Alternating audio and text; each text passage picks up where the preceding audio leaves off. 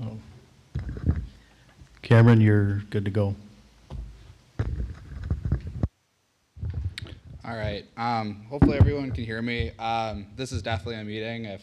If for some reason I'm, talking in terms that only accountants understand, feel free to interrupt me. So a few things to share with you guys today. The first and foremost is every year Baker Tilly does do a presentation for the village board. And I thought it was important to come to the Utility Commission and at least give the presentation, a similar presentation regarding the water and sewer utility. So we are looking at, this is financial statements are done at a point in time. So this would be where the utilities were at December 31st, 2022. And then I'll touch base a little bit on where the utilities currently stand. And I'll do my best to enlarge this as much as possible. So we'll start off with water. I don't think this graphic should surprise anybody. The last time a simplified rate study was done and turned in was December of 2019. A full rate case has not been completed since 2017. What happens when there's extended period of time in between full rates? You have this black line creeping up with your operating revenues. And really when these, the way that the utilities, specifically water is measured, is you essentially have to plan for a surplus instead of like governmental funds where you budget for net zero. Part of this is because you do have to go extended periods of time, in our case, a full quarter before collecting additional revenue for the utilities. But on top of that, that authorized rate of return is really what goes back into equipment and other purchases required to maintain the facilities. So Cottage Grove is unique in the aspect where a vast majority of the capital is what I called equity, are funded by equity or cash reserves. So you'll see that that bottom figure, there's 77% of the assets owned by the water utility at one point were either funded through impact fees or developer contributed or reserves. That's pretty high and that's healthy. Typically, I would see this anywhere between 50 and 55% at a regular utility. Now, it's not a bad thing to have this structure. It's just how existing assets have been funded. And as you'll see, since 2020, the months on hand of cash has slowly started to degrade, where we are to the point where we're at about 9.51 months on hand. Now, coming up with how much cash on hand at the end of the year is essentially the indication of a healthy utility. You want to be able to fund 6 months worth of operating costs plus planned cash for equipment purchases plus the upcoming year's debt service payment. So what that means for the water utility is about 8.75 is an indication of what a healthy utility, the water utility. So we're just above that.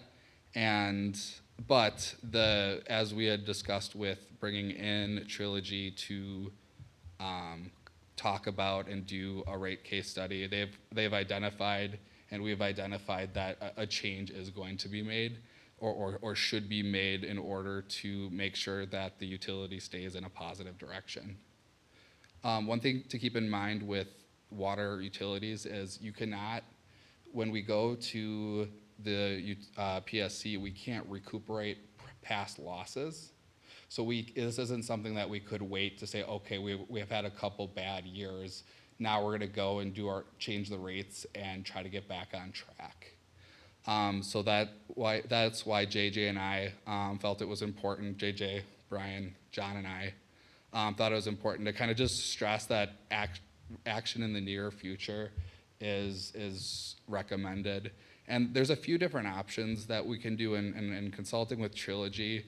We think the best option forward is to do a simplified one-pager, submit to the PSC, to have the rates effect change in sometime about third quarter. And then what that would do is that would reduce the full impact of the rate case in 2024 when those rates become effective.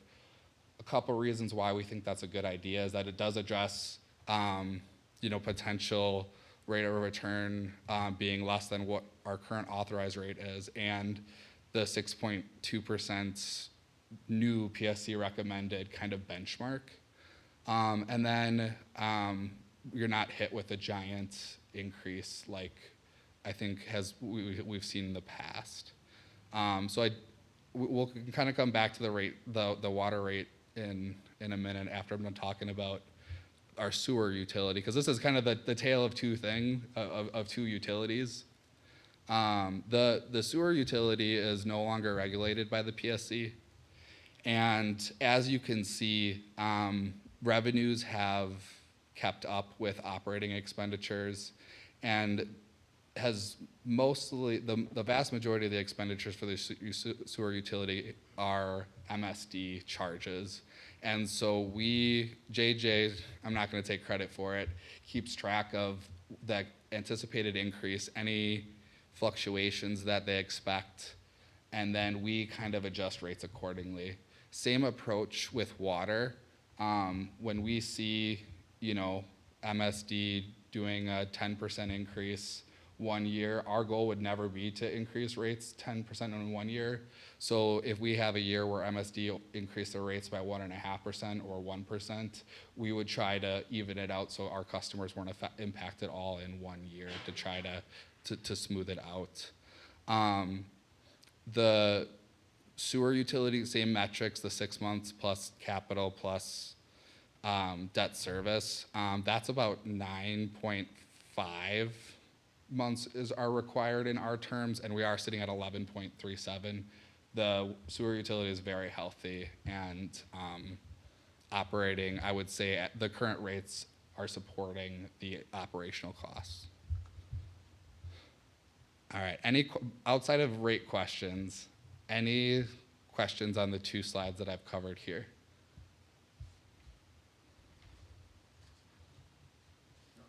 All right. So then, kind of as I had mentioned, and I had sent out an email, definitely we're seeing how we budgeted for 2023 is closely aligning to what are our actuals. So we are on board with starting 2 public work technicians that have portions of their salaries allocated to water and sewer. We had bumped those positions back a month to kind of to make sure that we would still hit our salaries and wages benchmarks.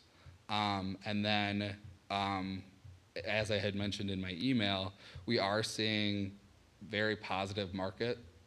So while we are getting hit with inflation, we are, from a municipality, getting a significant bump from interest and that kind of is able to cover some of what I would call unplanned expenditures.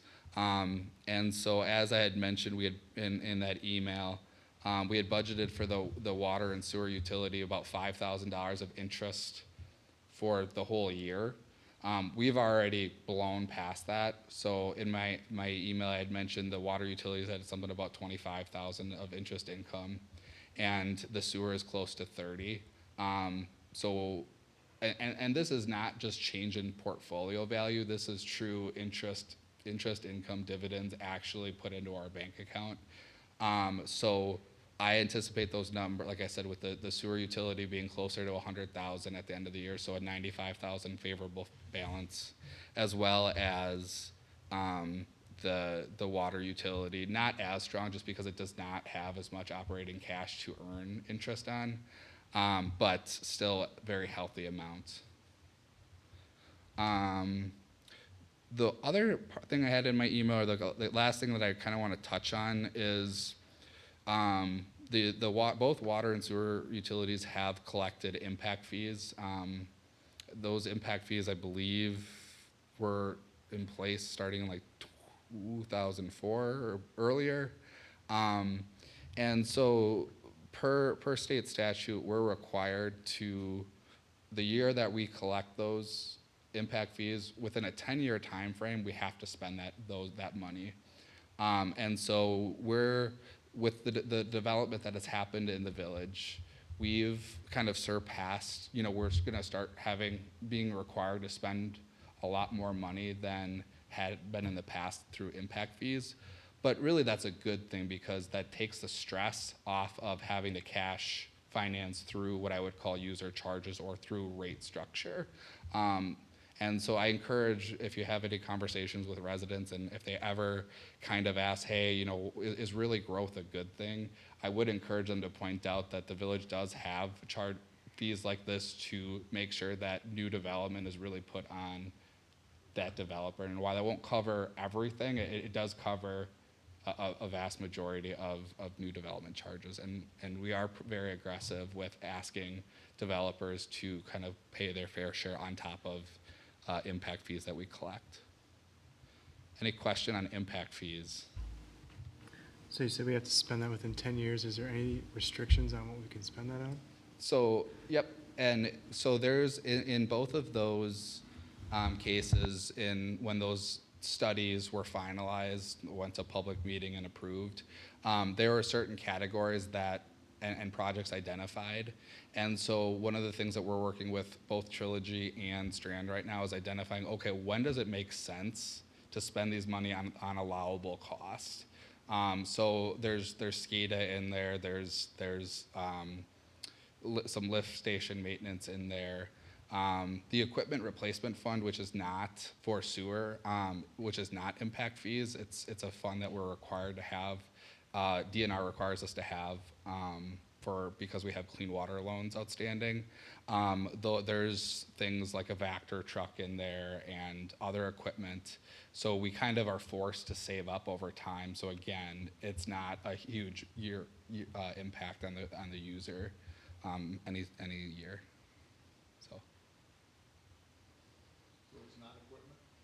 So impact fees, their equipment is pretty broad. So like the impact fees, if I remember correctly, because they're very, very specific categories. There is some SCADA actually in the water impact fees, sewer impact fees, and the equipment replacement fund. The amount in the equipment replacement fund is kind of small. But there is some money set aside. So I think that just highlights the importance of working with Strand and Trilogy, because this is not just spending money to spending money. We have strategic needs based off of growth, based off of maintenance, based off of having to increase our capacity to provide service. So that's why working with them and kind of coming up with a kind of a 10-year outlook, kind of as that master plan was a start, is so important, and kind of staying compliant. I will mention that Trilogy we do feel, and we had engaged them back in December to do a new impact fee schedule for both the water and sewer utility to identify, okay, well, what are our next set of needs to make sure it's up to date, because those categories are very restrictive. So we want to make sure those categories make sense for what we're collecting those fees. Because once we've done collecting those fees for those identified projects, we should no longer be collecting fees, and then another study should be done. So, accounting fund. I did send out the PSC report. And these are readily available, and the PSC does have a lot of information, and they do have a lot of things that you can kind of look how you are sitting comparative to other utilities. I encourage you guys, if you want to take a look at it. It's probably not as important as the 2 pages that I kind of showed you, kind of high level overlook. And then the financial statements, I would encourage just conversation. If you wanted to dive into that further, come stop by or stay after the meeting. I'd be more than happy to dive into any questions on the 80-page financial statements that help me fall asleep at night. All right, well, I will kick it back over, or any questions or?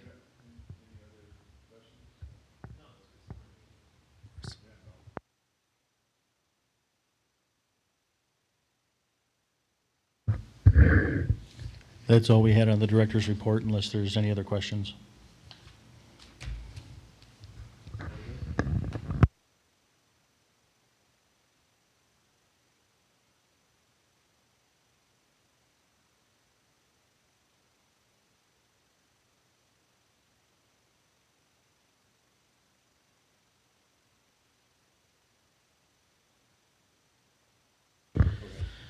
So as provided to you was the, a quote that we received for the valve exerciser sewer cleaner. Also, a quote we received for a company to do it for us. Obviously, the request for this is to meet expectations of the DNR. Roughly, we should be trying to achieve 200 to 250 valves, or, per year. Right now, we're 50 to 60. Have we been approached on this? No. But that day will come. And I would prefer to be a little more proactive than reactive. Again, these are just, in my short time here, trying to search out for things that we can improve on. And I wanted to bring it to the table, at least for discussion. But yeah, and that's kind of where we're at with this, this request. And I know the last meeting, kind of we talked about, oh, how does this fit into the bigger picture? With some of the positive performance that both utilities are experiencing in 2023, this did not have a negative impact on rates. I think this is solves a kind of twofold. One, we just can't do it with the staff that we have. And two, I worry, kind of putting my HR hat from a workers' comp perspective, kind of the stress that this puts on the staff to go out and try to get this stuff done, especially once you start to fall behind and it becomes harder to turn. This I see this potentially saving us on a liability perspective as well, and a good investment going forward.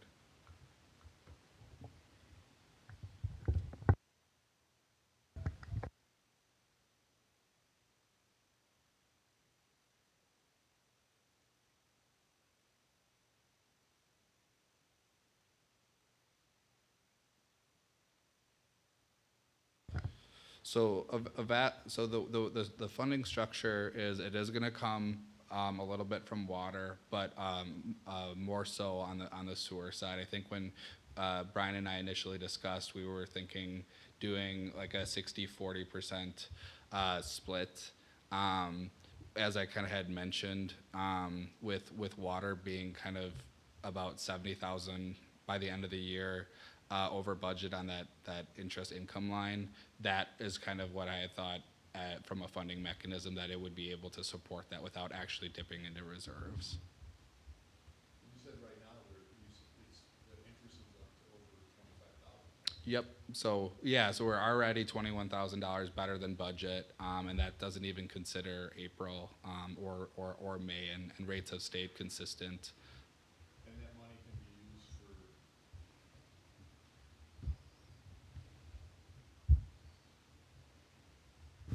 And that money can be used for this purchase? Yep, it could. Yep. There's no, because it's not. There's no restriction on what essentially we were able to do. Kind of the unrestricted reserves. Okay. Yeah. And the one positive thing to think about is we don't put the money down for this piece of equipment. Even if we bought this equipment today, I'm not actually writing them a check for several months until we actually receive this piece of equipment. So that money will continue to earn interest until we actually have to cut the check. I don't know, John, how many months we're out. It's a- About 3 months out. So that you're talking about an additional 3 months of earning money. Okay. On top of that. Okay. Any other questions or discussion? Second question, since the poll was sent out to the commission members, who sent it out? Oh, I apologize. I sent it out. I was just going to say, I remember Mike responded to it, so I apologize for that. Maybe I got the email wrong, and I apologize for that. And just I kind of can mention the quote that Brian sent out is about 47. If we would have somebody come in and help us do this, it would be about $47,000 in annual cost For us to purchase the equipment to do it ourselves, we're talking about $91,000. Now, John, I'm not sure how many years this piece of equipment would last. I would have hoped about 5 to 7 years at least. Well, more than that. So when you're talking about that amortization over, let's just say it lasts 10 years, you're talking about a $9,000 impact, so $4,500 per utility per year. Definitely a big cost saver. Correct.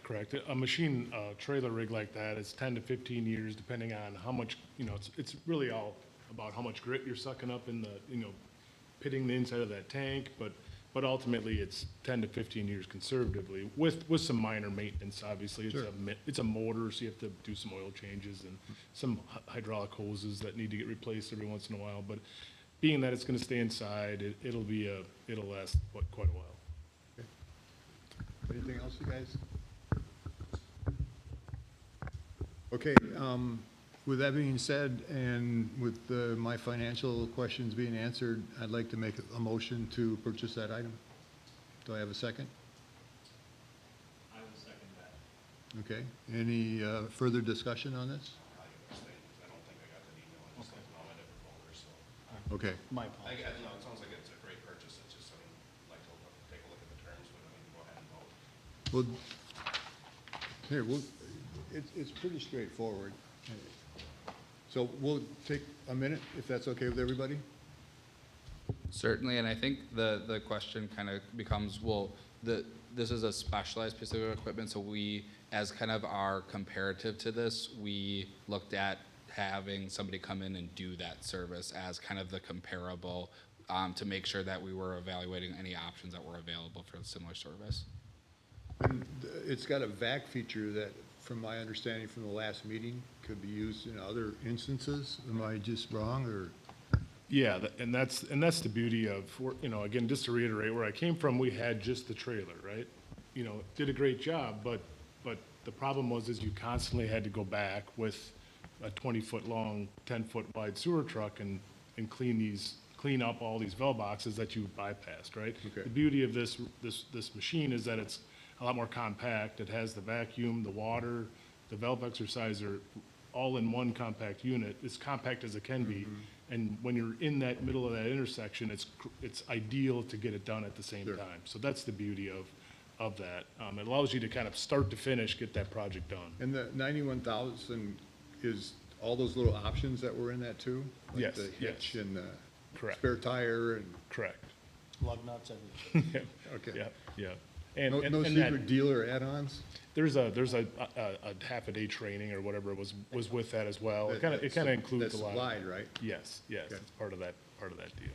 What sort of warranties provided? I believe it's 2 years.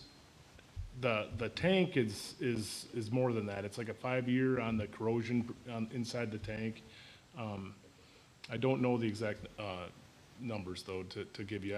I just know that where the machine that we used, there was never anything wrong with it. It just worked, right? It was not a concern. Certainly with this vacuum, there is more wearable parts. There's an impeller. There's other things that can require some more maintenance, but ultimately there's not much to them. So they just kind of work. Does this ultimately go on the equipment budget for replacement in X amount of years from now, so that okay, good. Yeah. So are you comfortable, John, or you want to still abstain? We can go ahead and vote. Okay, so discussion is done, so the motion's been made. All those in favor say aye. Aye. Aye. Anyone opposing? And no one abstaining. So that passes. Congratulations, guys. Appreciate it, Charlie. That'll be nice. Again, one of the things I'm most amazed about in Cottage Grove is the sheer size of water main we have here, and it's a testament to past, wanting 16-inch water main. Well, that's 40-some turns on a valve, and it'll definitely save a lot of sore backs and shoulders, and Okay. and also get this project, the project that's a necessity done. So Okay, well, Thank good. you. Thank you. Good. So then, new business, discuss the meter at the north Main Street Church? Is that right? Or am I wrong here? No, that's what it says, Charlie. I probably should have had it under old business though, not new, but, Oh, okay, new business, my apologies. correct. You're right. You know what? You're exactly correct. That's what, so I did do it correctly. Yes. Anyway, so, you know, John, myself, our utility technician, Matt, and we had another individual, James, from our staff who's been here for 20 years, more of a historical asset to that. But we went there, we spent, Usman Plumbing, also, we actually had them come over too, just to kind of help us out. John, correct me if I'm wrong, I think we spent about 2 hours there, but Yeah. you know, we did quite a bit of locating inside and out. You know, we had a pretty difficult time actually trying to find where that water comes into the building. You know, it's an older building, soldering on top of soldering. You're not sure which pipe. Nothing was ever taken out. You know, so there's a lot to look through there. We're still spending some time there to try to investigate it. We are told through the PLC that we don't have a choice. They have to have a meter. There's no underlying circumstances that voids them from that, having to meet that qualification. So, you know, our plan is to spend a little more time there trying to investigate it. The last thing we want to do is push a large expense onto any resident or, you know, commercial building on having to meet these requirements. But, you know, as a last resort, you know, they may have to dig a manhole 7 feet deep in their front lawn to have a meter installed. You know, obviously that's a last resort. But we're still doing quite a bit of investigating there. I'm trying to actually talk to JJ, and I'm thinking I can get him out there to kind of give his experience a shot at trying to help us locate this. But we have some work ahead of us a little bit, but we want to try and give them as much time as we can and efforts out there to help them trying to achieve this as financially responsible as we can. So I don't know, John, if you want to add anything to that, feel free. No, I think that was good. Ultimately, you know, like a lot of old buildings, you know, they came in, well, this line originally came from a house to the south, right? So we did confirm there's a curb stop kind of right out in front of the church that did shut them off, so we certainly know where the city connection point is. Ultimately, that line in a roundabout way ends up into the church, and then it's just like teed off to every fixture, right? So it's not like a house scenario like we pictured in our head where there's a pipe that comes in, and then from there it splits off to all the bathrooms and kitchens and whatever. In this situation, it just kind of comes in under the concrete floor, probably right next to their 6-inch sanitary line, and then just kind of pops up, you know, every 10, 15 feet into a new spot, right? So it's certainly going to be challenging to find the correct location to put this meter in so it meters all the different spots, right? Because that's the end goal, right? So that's why Brian had brought up maybe we need to look into a manhole setup but you know, we live where we live, and that's not the best option, right? We would have to be heavily insulated and somehow protected from the elements, but you know, at least that connection point is in a known spot. It's before all the fixtures in the church, right? So that's why we're trying to think through this, if that's an option or not. But that's the concern I have right now, is that we don't know exactly where the first fixture is. You know, we know we can stand there and look in the kitchen and go, well, we think this is it, but there's a bathroom, you know, 20 feet to the east, so right on the outside wall. So we're not real sure, you know, what the best course of action is. So we're going to dig into it a little more and try to help them as much as we can to minimize any real issues. Okay. Any other questions? No, I mean, we don't have any action to take, right? It's just No, updating us we'll on just- what's going on. We'll just push it to the next meeting and hope we get some more information, if that's okay with everybody. Yeah, I guess just keep us updated. I mean, I don't know that we have a lot of choice in the matter. It's just understanding what they're going through. And the other thing that I touched with Brian on is Hydride has one that's not metered. And you can give a little detail there.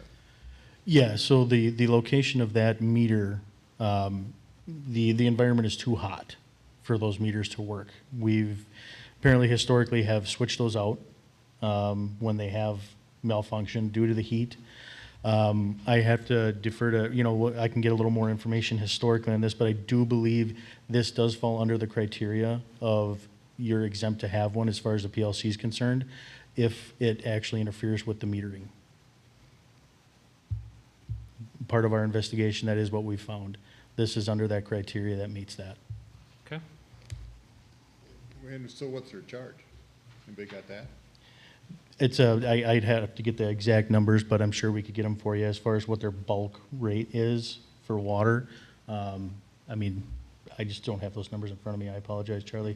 No. But this is information I found out after we spoke to those. So that's why it's kind of probably catching you a little off guard too, but this is information we've looked into after I talked to you, No, so. it's just, I don't want the PSC to come back and go like, okay, PSC. well, we Yep, fix one, then the other one, and now you gotta Right. pay $40,000 because you let them to do it, you know? right, no, correct, for sure. Okay. Okay, so any other discussion or questions on that one? We'll just keep pushing it forward if that's okay. And engineers report, pretty much anything else? Or no, excuse me, engineers report is somewhere out there in the Ethernet. Hi Charlie, it's Kyla from Strand today. Nope, the utility report is exactly what it is going on. We're still waiting on Shady Grove. The lift station is operating properly. We're still waiting to do final substantial completion with the developer out there. Authentics, the development out there, we reported they had 2 sags within their sanitary sewer line. One of them has been fixed within the last month, and the other one is much deeper, and so we're waiting on the developer's contractor to let us know what their schedule is moving forward, but it is intended to be fixed as well. Couple projects coming up that we're working on internally. We're continually working with the Zilver property, the Zilver Development Group on the new lift station up north of the interstate. The 2023 Streets project will be advertised here in about a week and a half, about a week actually from today, and it's gonna have some spot curb replacements and some inlets that are gonna be replaced. The flow metering program for the sanitary sewer has been kick-started. The flow meters were installed about 2.5 weeks ago, and so we're collecting that data and we'll be excited to report back in late May or early June. And then we are still working forward on our task order for the lift station, and we'll have a preliminary engineer report back for you guys towards the end of the summer. And then lastly, Brian and John and myself and Josh met with our electrical engineer in-house as well to discuss LW Allen's SCADA report. So there are a couple outstanding items on that end that Shane Zen, our electrical engineer, was following up with LW Allen so we can coordinate final prices and we can get that back to the village and make a game plan moving forward. Okay, thanks. Any questions, anything? Okay. There was a question about the hydrite charge. It's $133.49 fixed charge. They do have about 10 different bills. So this is just that one that unmetered fixed charge. Okay. And anything else on directors? You guys are good? I guess the last thing, and I briefly had mentioned this, as part of Trilogy's recommendation, to avoid kind of a somewhat large increase for 2024, they had asked us to come to the Utility Commission to submit a simplified rate case to take a chunk of that increase and do it in 2023, and then reduce the full impact in 2024. So with that said, I guess I would just ask some direction from the Utility Commission if we should go forward with submitting a simplified, and then it would be approved at the next Utility Commission meeting.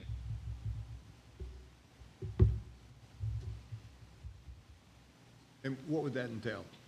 It's the simplified is we basically have a fill in 4 or 5 pieces of information about what our expenditures are, what our anticipated revenues are, and we could, with the goal of potentially having these rates be effective in the third quarter.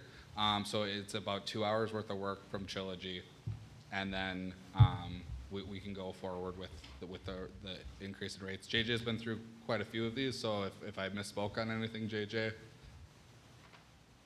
No, as usual, you have not. thank you. And do we know what the rate increase would be? Is that 3% that we do all the time? So the PSC has allowed up to 8% in the just the simplified with where inflations are at. I don't believe we have to go with 8% in the study, but I would defer to Trilogy to recommend if we would go for the full allowable under the simplified method. And that'll help What I tap down don't next year's increases? what I don't want to see is Trilogy come back and say we need to increase rates in 1 year by 25%. And so with the hopes of by doing this, it would come back and be a much more manageable, kind of almost a two-tier approach with the increase. Okay. Any questions?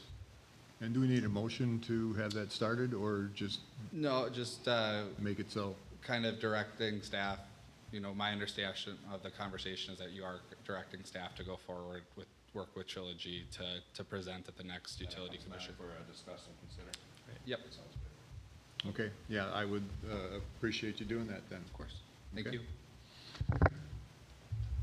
So now we're down to 7. Oh, no, excuse me, now we're down to 8, approve vouchers for payment. I'll make a motion to approve $292,452.03. Do you have a second? I'll second. Any other discussion? All those in favor say aye. Aye. Anyone opposing?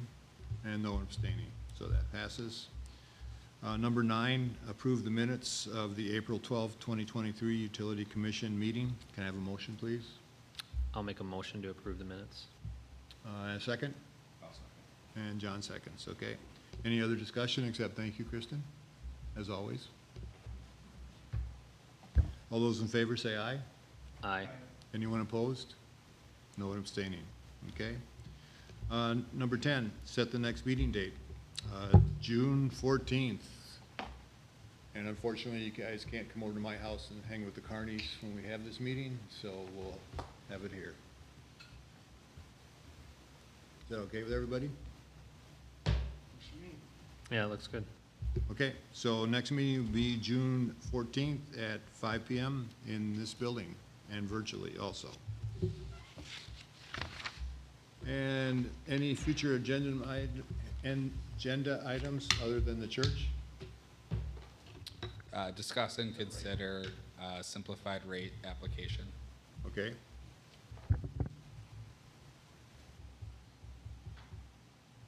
Okay, and number 12 is adjournment. Can we have a motion to adjourn? Make a motion to adjourn. Second?